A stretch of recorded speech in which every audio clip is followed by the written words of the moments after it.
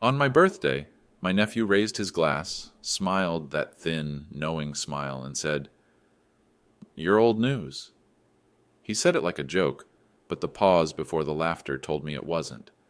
The chuckles around the table were a little too loud, a little too quick, the way people laugh when they're trying to cover something sharp. I sat there with my hands folded, my coffee cooling in front of me, and felt the words settle into me like stones sinking into deep water. I'd been called a lot of things in my life, stubborn, proud, even impossible. But old news was different. It wasn't just an insult. It was a sentence. It meant they thought my time had passed, that whatever I'd done worth remembering had already been boxed up and stored in some attic of the past, that the man I was could no longer touch the world they lived in now. I looked around the table. No one met my eyes for long. They were too busy cutting into their food, refilling glasses, pretending they hadn't just watched something break in real time. I could almost hear the unspoken agreement between them. Don't make it awkward, don't drag it out, let's just move on. But they didn't understand. You don't move on from words like that. They lodge themselves in you, and you carry them home. It wasn't just the insult that hurt. It was the history behind it. These were people who once came to me for advice, who leaned on me when things got hard, who sat in my kitchen in the middle of the night while I poured them coffee and told them it was going to be okay. Now they couldn't even look at me without seeing someone they thought had nothing left to give. I stayed quiet that night, let the moment pass like they wanted. But inside, I was already replaying the past, searching for where it had shifted. When did I go from being the one they counted on to being the story they'd stopped telling? I could feel the answer somewhere in the years, hidden in the silences, in the times they stopped asking me to show up, in the way my name slowly vanished from conversations about the present. That night, when I went home, the house felt colder than usual. I sat in my chair in the dark and thought about the strange thing that happens when people think your story is over. They stop turning the pages. They don't see that you're still living it. And I wondered, not for the first time, if maybe that was why I'd been keeping a certain part of my life to myself all these years. Because I knew one day I might need to remind them that old news still carries the power to change a room. I didn't know it yet, but that reminder was already on its way. And it would arrive in the most unexpected way, in the form of a stranger who knew a version of me they had all forgotten, a version they would never be able to ignore again. Friends, let me pause here for a moment. Write in the comments. Where are you listening to this story from? Have you ever experienced something like this in your own life? Make sure to subscribe and share this video. That's how you help us grow this channel and bring more stories to light. And now, we continue. I sat in the far corner of the room, half shadowed by a tall cabinet. My chair pressed so close to the wall, it was as if the furniture itself wanted me out of the way. The table stretched long and bright in the center, laughter and clinking glasses moving like a current from one end to the other. But the current never reached me. Conversations leapt over me the way rain jumps from one roof to another, skipping the space in between. I was the space in between. I caught fragments of their words, travel plans, business deals, inside jokes born from moments I wasn't there for. My name wasn't in any of them. They didn't look at me when they spoke, and they didn't turn to see if I was following along.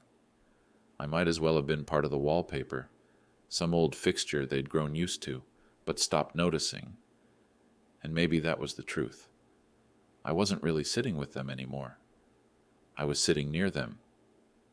There's a difference. From where I sat, I could see everything. The way my nephew leaned forward, soaking in the attention like sunlight. The way heads nodded toward him with easy respect, the kind that used to be mine without question. I watched hands touch his shoulder, eyes light up when he spoke. I had known that kind of warmth once, the unspoken understanding that when you entered a room you mattered. Now I entered quietly, and the room barely stirred. I thought about all the years I had taken this very seat at gatherings, not because it was offered, but because I'd chosen it. Back then, it had been my vantage point, my way of keeping an eye on everyone. I liked seeing the whole picture, making sure no one was left out. Now the seat felt smaller, tighter, like the walls had inched closer when I wasn't looking. What used to be a place of watchfulness had become a place of exile. I kept my hands in my lap, fingers curling in and out of themselves, not out of nerves, but to keep from tapping the table, from doing anything that might draw attention to the fact that I was still there. Because the truth was, part of me wasn't sure if I wanted their attention anymore. Attention could come like a gift, or it could come like a blade, and lately it seemed more often the latter. But even as I sat there, faded to the edges of their vision, I could feel something stubborn stirring in me. They thought I was old news. They thought I had nothing left to give. They thought I had nothing left to surprise them with. And maybe, for now, I would let them believe that. Because sometimes the most powerful thing you can do is sit quietly in the corner, waiting for the moment that will change everything. It happened so gradually, I almost didn't notice at first. The questions slowed. The calls that used to come at odd hours to ask for help, for guidance, for the kind of advice you don't Google, stopped arriving.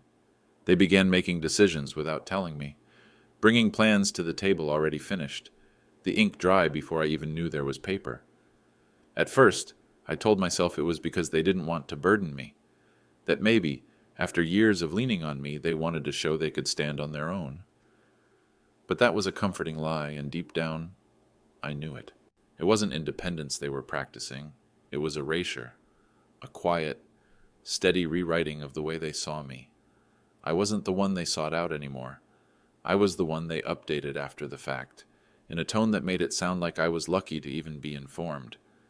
And when I did try to speak, to offer something I knew could help, I could see it in their eyes, that distant, distracted glaze. They were already moving on to the next thought before my sentence had reached its end. The worst part wasn't the silence. It was the pretense of listening, the polite nods, the fixed smiles, the way they would take a sip of their drink or glance at their phone just as I was trying to hand them something I'd learned the hard way. I could almost hear the unspoken words in their heads. "We've heard enough from you. We've moved past you." I started holding my stories back, saving my advice for the air and the walls, letting the lessons I'd carried for decades settle quietly in my own mind, instead of spilling them into ears that no longer cared to hear. And yet, every time I bit back a thought, a part of me felt smaller. Not because they weren't listening, but because I was starting to forget what it felt like to be heard. This fade out didn't happen in a single moment. It was death by 1,000 small dismissals, a hand wave here, a change of subject there, the subtle shift from "tell us what you think" to "we've got it from here." They didn't see the cost of it, how each time they brushed me aside, they chipped away at something more than just my pride. They were taking pieces of my place in this family, scattering them without a thought. But the thing about fading into the background is that you learn to watch. You learn to notice what others miss. You start seeing the gaps, the mistakes they don't realize they're making, the dangers they don't see coming. And sometimes, just sometimes, you realize that stepping back isn't the same as stepping out. It's waiting. Waiting for the moment they'll need you again, and knowing you'll be ready when it comes. There are memories I carry that could fill 100 nights of talking, and still, the last page would close with more left untold. Not the soft, polished stories people like to remember, not the safe versions that fit neatly into family folklore. Mine are the kind that live in shadows, thick with the smell of rain-soaked pavement, the hum of street lamps at 3 a.m, and the taste of metal in your mouth from breathing too fast after running to get somewhere before it was too late. I remember the years when my life was a map of urgency. No straight lines, just a web of routes taken at a moment's notice, a constant race against time. I'd clock out from one job while already thinking about the next, muscles aching, hands rough and split from work no one asked me to do, but I knew had to be done. I would leave before the sun came up so they could open their eyes to light instead of darkness. I would come home long after the moon had set, careful not to wake them, careful not to let them see the tiredness that lived in my bones. I remember the cold, the kind that gets inside you, nights when the wind cut through my jacket and turned my hands into stone, when I stood guard over something fragile because no one else could or would. Nights waiting on the edge of highways, blinking into the glare of oncoming lights, staying until I was sure everyone was safe, even if it meant walking home alone in the dark. And then there were the things I fixed before anyone even knew they were broken. The debts I paid off quietly so they wouldn't have to carry the shame. The calls I made behind closed doors, asking for help in a voice that made me feel smaller than I've ever admitted. The deals I struck in whispered conversations, just to keep a roof steady overhead and food on the table. I carried the weight so they could walk light. I took the blows so they wouldn't leave marks on anyone else. But those aren't the memories they want. They prefer the story where the ground beneath them was always steady, where the walls never trembled, where safety was a given and their lives were self-made. My version disrupts the myth they've built for themselves, because it forces them to see that the man they now call old news was once the one who ran head first into storms they never had to face. I've tried to tell them before. I've started sentences that trail off when I see their eyes glaze over, when I hear the subtle sighs, when I notice the way they reach for their phones. So I keep these memories tucked deep in my pockets, turning them over in my hands when the room forgets I'm here. They're heavier than they look, these pieces of my past, heavy enough to remind me of what I've done, heavy enough to steady me when their silence tries to erase me. And one day, I don't know when, I don't know how, I'll take one of these memories out and lay it on the table. And it will be too undeniable, too raw, too alive for them to turn away from, because truth, no matter how long you keep it in the dark, doesn't fade, it waits. And when the time is right, it demands to be seen. Once my name used to move through this town like the sound of the old church bell, deep, steady, familiar. At community gatherings, at the annual festivals in the square, at ribbon cuttings and charity drives, I was the one they nodded to, the one they thanked into the microphone, the one they called up front when it was time to say a few words. Back then, it wasn't about ego. It was about being part of something that mattered, about knowing that what you'd given had left a mark others could still see. But the last time I stood among the crowd for one of those events, I heard the speeches and realized my name was gone. They listed every sponsor, every volunteer, every small act of generosity that had made the day possible, and where there had once been my place in that chain, there was only air. I waited for it, half smiling, thinking maybe they'd saved it for last, that the pause before the final name was a way to make the acknowledgement feel more special. But the pause ended, and the next sound I heard was applause for someone else. It's a strange thing to feel your absence in real time. Not just to know you've been forgotten, but to watch the moment it becomes official, as if the erasure is being signed in front of you. My hands found each other behind my back, gripping tighter than I meant them to, because it kept me from walking away before they were done. I stood there and clapped with everyone else, like a man watching his own shadow vanish and pretending he didn't notice. The thing is, I had never done any of it for recognition. I didn't give my time, my work, my money so someone could put my name on a banner or say it into a microphone. But hearing it gone, knowing it had been there for years and now wasn't, was different. It wasn't the absence of thanks that stung. It was the quiet certainty that the people speaking didn't even remember it had ever been there.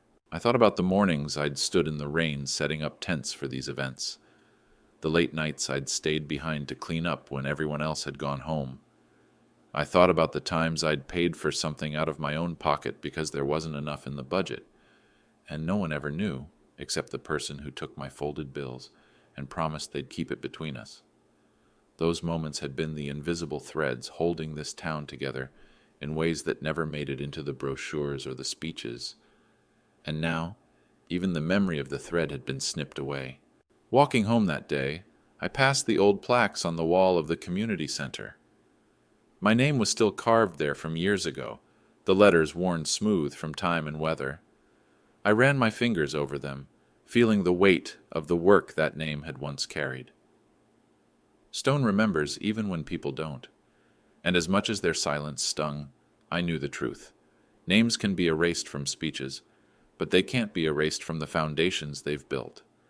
One day, someone new will come along, run their hand over those same letters and ask who I was. And when they hear the answer, the story will start again. For now, though, I walked on. Not bitter, just aware.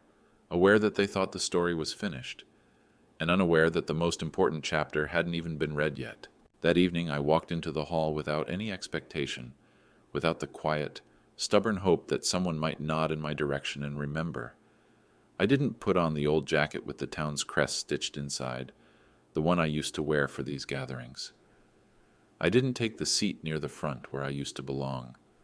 I chose the side, the kind of place where you can watch without being seen too much, where the hum of voices is softer and the light feels less sharp. The air in the hall had that familiar mix, coffee brewing somewhere in the back, perfume and cologne hanging faint in the air, the dusty sweetness of flowers arranged on every table. The walls held a history I could almost feel pressing against my shoulders, photographs of past events, smiling faces framed in black and gold, moments captured in a way that makes them seem eternal, even when the people in them are long gone. My own face was somewhere among them, but I didn't look for it. I didn't need to. I came that night for something simple, to be among people. Not for my name to be called, not for a hand on my shoulder or a microphone in my hand. I thought maybe I could just sit quietly, listen to the music from the small stage, watch the young ones move from table to table, see the old friends greet each other with laughter that carried just a little too loud over the room. There is a strange comfort in being part of a crowd, even when you are apart from it. Still, as I sat there, I couldn't help but notice the way the evening unfolded around me, as though I weren't there at all. People brushed past without a glance, their eyes already fixed on someone across the room. Chairs scraped, drinks were poured, conversations rose and fell, all without ever landing where I was. I wasn't invisible exactly. I was unneeded. And that's worse, in a way, because invisibility can be broken by a single wave, a single voice saying your name. But being unneeded, that's a silence no one feels the urge to fill. And yet, sitting there, I didn't feel anger so much as a quiet, steady watchfulness. I saw who lingered in corners, who sat alone, who smiled with their mouth but not their eyes. I saw the tiny cracks in the night's perfection, the places where something or someone was missing. I didn't know it then, but that was the night it would all change. Not because I planned it, not because I wanted to prove anything, but because, in a room full of people who didn't need me anymore, a stranger would walk in and remind me, and everyone else, that my story wasn't over. It was only waiting for the right moment to speak again. He appeared so quietly that at first I thought my eyes were playing tricks on me. In a room full of noise and movement, he stood in the doorway as if caught between two worlds, one inside, one out. His coat hung heavy on his shoulders, still dusted with the cold from outside, and in his eyes was that restless searching I recognized instantly. It was the look of someone who hadn't just wandered in by accident. He was here for something, or someone. The conversations in the hall didn't falter. Laughter rolled on, glasses clinked, chairs scraped against the wooden floor. But for me, the room seemed to shift, the way a crowd does when a single note cuts through the music. He scanned the tables slowly, his gaze passing over people who didn't notice him at all, who kept talking as though his presence meant nothing. But then, his eyes reached my corner, and they stayed there. I felt something stir in my chest. Not recognition exactly, but a pull. He didn't smile, didn't nod, didn't even blink for a moment, as though he needed to be certain I was real before taking another step. And then, without hesitation, he started walking toward me. It was a strange thing to watch someone cross a room that had all but forgotten I existed. Heads turned to greet others, hands reached out for handshakes, but no one stopped him. He moved past tables of familiar faces, weaving through pockets of conversation, his focus never wavering. I sat back slightly, my hand resting on the arm of my chair, unsure if I should stand or wait. When he reached my table, he paused, his shadow falling over me in the soft light. Up close, I could see the years written into his face, the kind you don't get from age alone, but from living through something that changes the way you carry yourself. He didn't speak right away. For a few seconds, he just looked at me, as though trying to find the right opening in a wall that had been built for too long. And then it hit me. This man knew me. Not in the shallow way of small-town familiarity, not as someone who'd seen my name on an old plaque or heard it in a fading story. His recognition ran deeper. There was weight in it, gratitude, something unsaid but urgent. Around us the night went on without pause, the hum of voices wrapping the hall in warmth I couldn't feel. But between him and me, there was a silence that seemed to pull the air closer, like the world had stepped back to give us room. I didn't know yet why he had come, but I could feel it already. Whatever he was about to say, it would matter. Not just to me, to everyone who thought they knew the measure of my life. His eyes moved slowly across the room, brushing over faces the way wind passes over leaves, touching them without stopping, without settling, and then they reached me.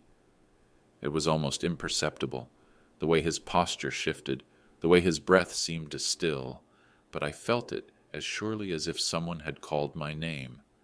He froze. Not with hesitation, but with recognition, the kind that roots you in place because the moment you've been searching for has suddenly arrived. It was a strange thing to be truly seen after so long. I had spent years being looked at without being noticed, years of polite nods and empty greetings that skimmed the surface without ever touching the truth underneath. But his gaze cut through all of it, past the silence, past the years, straight into the part of me that still remembered what it felt like to matter. In that second, the noise of the room fell away. I couldn't hear the clinking glasses, the bursts of laughter, the shuffle of feet on the wooden floor. There was only him, standing there as if every step he'd taken had been leading here. I wondered if he could see the questions forming in my own eyes. Who are you? Why me? Why now? But even before he moved, I sensed the answer wasn't going to come from something ordinary, like a shared acquaintance or a memory from town. No. Whatever bound us in that moment was older, deeper, something planted long ago that had been waiting quietly to surface. He took a step forward, slow and deliberate, like a man crossing water on stones that might shift if he rushed. I could feel my chest tighten with an anticipation I didn't yet understand. People brushed past him, moving toward the buffet, toward friends, toward the next conversation, and yet he seemed untouchable. His focus locked on me. Every inch he closed between us made the air heavier, as though the space itself was bracing for what would be said when he arrived. And in that strange, suspended stretch of time, I realized something I hadn't let myself admit in years. That part of me had been waiting for this, for someone to break through the quiet erasure I'd been living in. I didn't know what he was carrying toward me, whether it would heal or wound, but I knew it would be real. He stopped just a few steps away. We hadn't spoken, but I could already feel it. Whatever he had come to say wasn't for a crowd. It was for me alone. And in that stillness, in that locked gaze, I understood that the night I had thought would pass like all the others was about to split open. Something long buried was about to be unearthed. He moved toward me with the kind of careful steps you take when you're not entirely certain the ground will hold. Each one was measured, deliberate, as though he feared that if he hurried, I might vanish like a mirage. There was an intensity in the way he watched me, not suspicious, not wary, but reverent, almost fragile, as if the sight of me was something he didn't dare lose. The space between us felt longer than the length of the hall. Every inch he closed seemed to stretch time itself, each second thick with something unspoken. Around us, life continued without pause. Chairs scraped against the floor. Someone called across the room for another drink. The band tuned their instruments in soft, scattered notes, but none of it reached me. My attention was fixed on him, and his was fixed entirely on me. As he came closer, I began to see the details the distance had hidden, the lines at the corners of his eyes, not just from age, but from squinting into the sun, from holding back tears, from a lifetime of searching for something. His coat was worn, frayed at the cuffs, The kind of wear that comes not from neglect, but from being used every single day. His hands hung at his sides, strong but restless, fingers flexing slightly as though they were remembering an action they had taken before. And then there was his expression, a mixture of relief and disbelief, like a man who had found what he was looking for and couldn't quite accept it was real. There was a flicker of hesitation in it, too, the kind that told me he was still deciding how to begin, still shaping the first words in his mind. Whatever he had come to say, it mattered to him, that much was clear. I realized my own breathing had slowed, matching the pace of his approach. Part of me wanted to stand, to meet him halfway, to close the gap myself. But another part, the part that had been dismissed and overlooked for so long, needed to stay rooted in place, to let him come to me. I wanted to see if he would make it all the way, if his resolve was strong enough to carry him to the last step. He stopped just at the edge of my table. For a brief moment he didn't speak, didn't even look away. The hum of the room seemed to dim, as if the air itself was waiting. And in that pause, in the space between his last step and his first word, I felt it. The sense that whatever was about to happen would change not just this night, but something far deeper. It wasn't often that life offered moments like this, moments you could feel building before they arrived. But as he stood there, breathing steady, eyes locked on mine, I knew. The next few minutes would echo for the rest of my life. His voice carried through the hall like a bell cutting through fog, clear, steady, and impossible to ignore.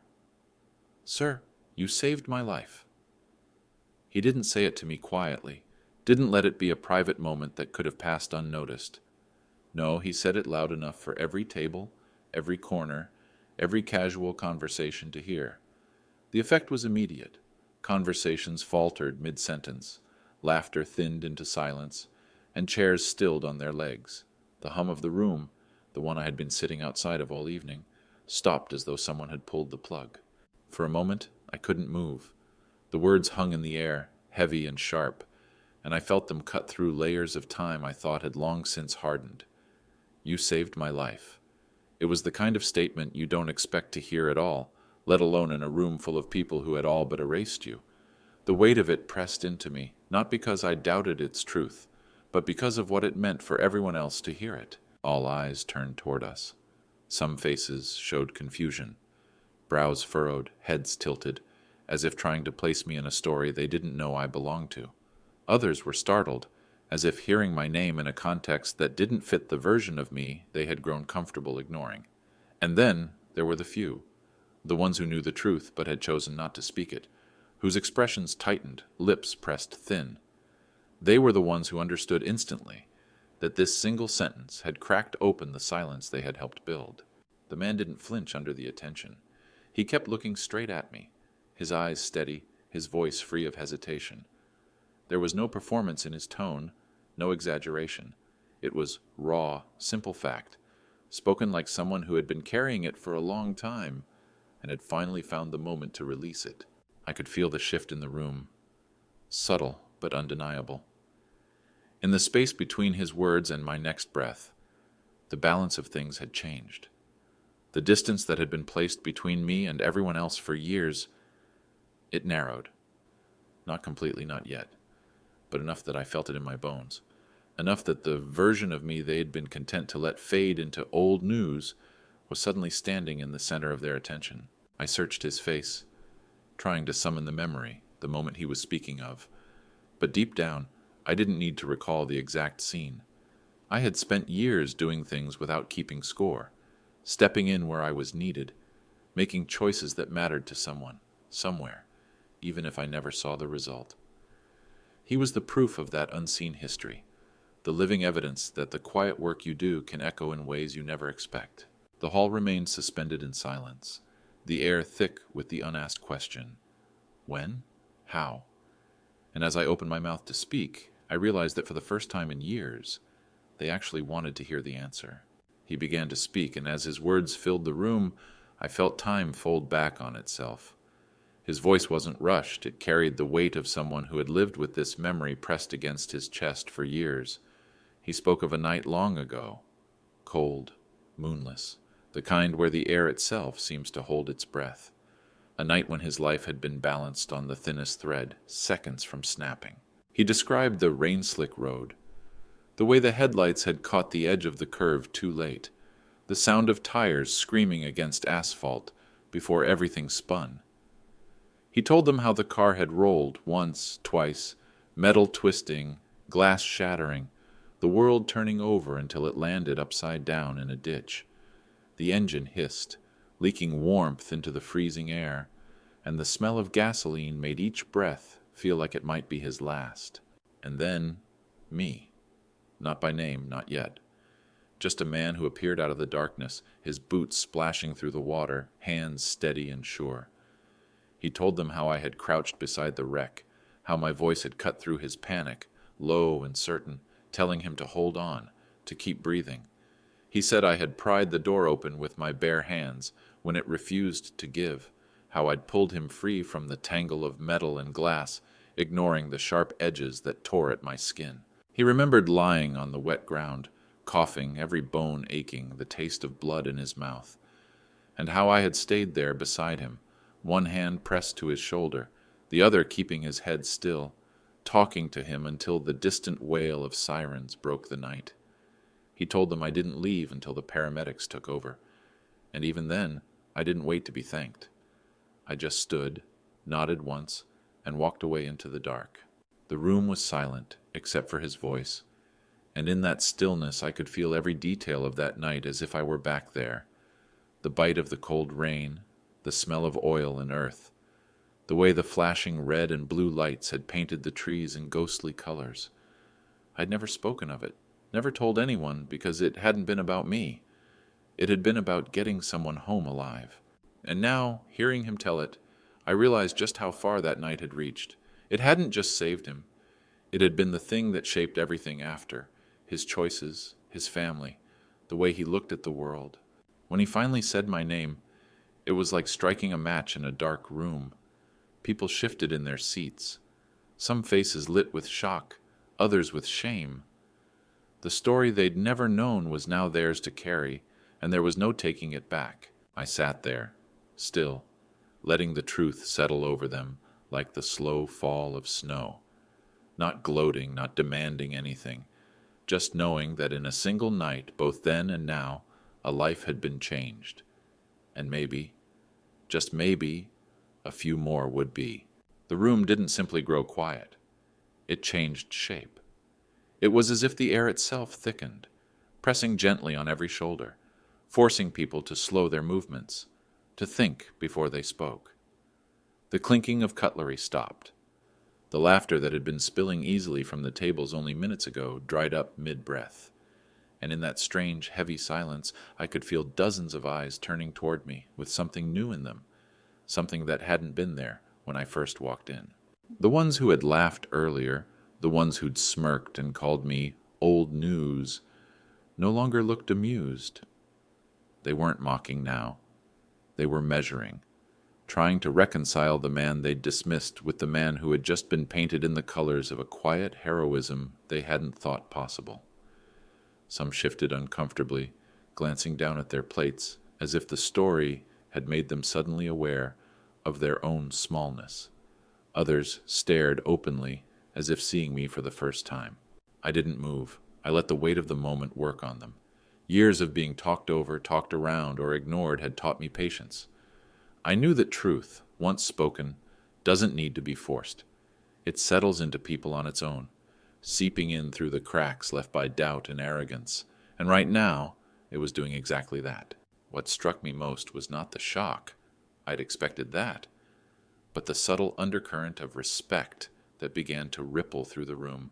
Not the loud, performative kind that comes with applause or grand gestures, but something quieter, heavier, the kind that makes people straighten in their chairs, that makes them remember their manners.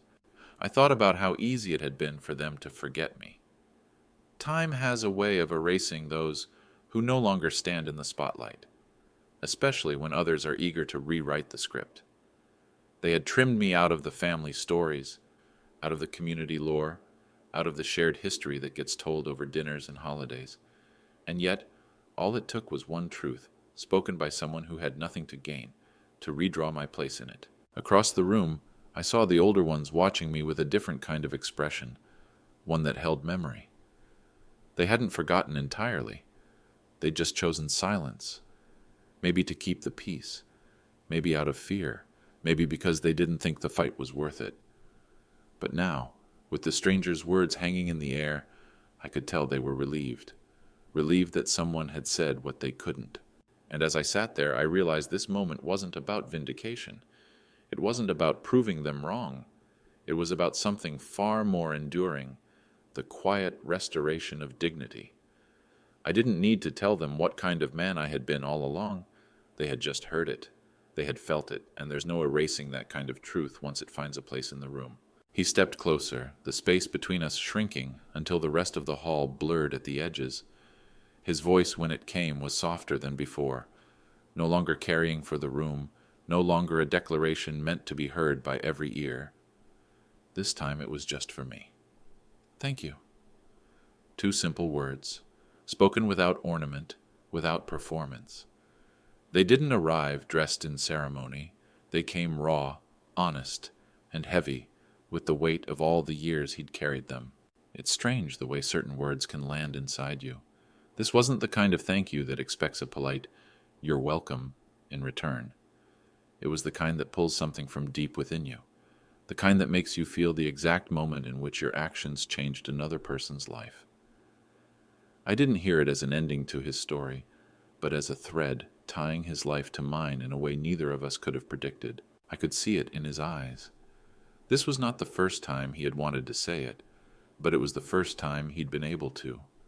He had probably imagined this moment many times, rehearsed it in quiet rooms, wondered if he'd ever get the chance to deliver it. And now, with the words finally free, there was a relief in his posture, like he had set down a burden he'd been carrying for far too long. Around us, the silence was no longer empty. It was full of people listening without daring to interrupt, full of an unspoken acknowledgement that this exchange was something they had no right to step into. I could feel the tension in the air shift again. Not because he had given me credit, but because his gratitude had stripped away the last layers of indifference in the room. This wasn't about a story anymore. This was about connection, about the truth of one human life touching another. And maybe that's why it reached so deeply into everyone present. They had gathered, expecting an evening of small talk, familiar patterns, predictable faces. Instead, they were witnessing something rare. A man standing in the presence of the one who had pulled him back from the edge, and offering his thanks not to impress anyone, but because it was owed. It's hard to explain what that did to me. I had been invisible in this room for so long that I'd begun to believe that was my place. A shadow in the corner, a name fading from memory. But in that quiet thank you, I felt myself return. Not loudly, not triumphantly, but in a way that could not be undone. I didn't need the room to clap. I didn't need them to apologize. His gratitude was enough to turn the tide, not just in their eyes, but in mine. For the first time in years, I remembered what it felt like to stand in the center of a moment that mattered. And for the first time in years, I let myself breathe a little deeper. It started with a single voice from somewhere down the table, a tentative question, like someone testing the temperature of water before stepping in. Then another, and another. Soon the people who had spent years speaking over me were now leaning in, their words no longer about themselves, but about me. How did it happen? Where was it? Were you hurt? They asked not to fill the silence, but because they truly wanted to know. I could hear the difference, the way their voices carried the weight of curiosity that came from realizing there was an entire history they had never been told. For so long, I had been treated like a footnote in their version of events, the part of the family or the community that didn't move the story forward. But now they were realizing that, without me, a whole chapter of their shared history would be missing. I didn't rush to answer. I spoke slowly, giving the details as I remembered them, not to impress them, but to be honest. I told them about the sound of the rain on the car roof that night, how I had been on my way home from work, bone-tired, when I saw the skid marks and the broken fence. I told them about the moment I saw the car overturned in the ditch, steam rising from the hood, and how my legs moved before my mind even caught up. As I spoke, I could see it in their eyes. They were picturing it, placing themselves on that road, imagining the cold air biting at their skin, the adrenaline rushing through their veins, and I could tell they were wondering if they would have done the same. Something else was happening too, something quieter, but just as important. The way they looked at me had changed. There was no longer that faint, dismissive smile I had grown used to, the one that said, "We've already decided who you are." That smile was gone. In its place was something heavier, something earned, respect. Not because I demanded it, but because the truth had left them no choice but to give it. It was too late to recover the years that had been lost to silence. Too late to undo the birthdays I'd sat through as an afterthought, the conversations that had skipped over me, the decisions made as if I wasn't even in the room. But it wasn't too late for this, for them to see me clearly, maybe for the first time in decades. And it wasn't just about me. The respect being returned wasn't loud or ceremonial. It didn't come with speeches or applause. It came in the way they leaned forward instead of turning away, in the way they asked instead of assumed, in the way they listened, not waiting for their turn to speak, but actually hearing. It was a fragile thing, this newfound attention, but I didn't need it to last forever. I just needed it to last long enough for them to remember. Respect is not something you inherit or hand out like favors. It's something you give back when you finally understand what was always there. And in that moment, I could feel it settling in between us, like a bridge we hadn't walked in years, suddenly solid under our feet again. Now when someone lets the word slip, old news, it doesn't sting the way it once did. I don't feel that familiar tightening in my chest, the quiet ache of being dismissed. Instead, I find myself smiling, a small private curve of the lips they don't quite understand. Because I know something they don't. I've seen the way a single moment, one choice, one act of courage, can outlast years of silence, can burn brighter than the longest shadow cast over your name. Time has a way of making people forget. Faces blur, voices fade, stories get reshaped until they no longer resemble the truth. But there are some moments the years can't touch. The night I pulled that stranger from the wreck wasn't written in any program, wasn't photographed or celebrated. It lived only in two places, in his memory and in mine. And now, because he chose to speak, it lives in the minds of everyone who stood in that room and heard him tell it. When they call me old news, I let them. Because they don't realize that some news never grows stale, never loses its power. You can't date a story like that. You can't stamp an expiration on the night someone's life tilted one way instead of the other because you were there. The truth of it stays fresh, sharp, alive, the kind of thing that can still stop a room cold decades later. I think about that evening sometimes, about the way the air seemed to shift when he spoke. I remember the faces, the shame, the surprise, the quiet respect, and how it all came from a moment I'd never thought would be spoken aloud again. I didn't save him for thanks or recognition or to be remembered. I did it because it was the right thing to do.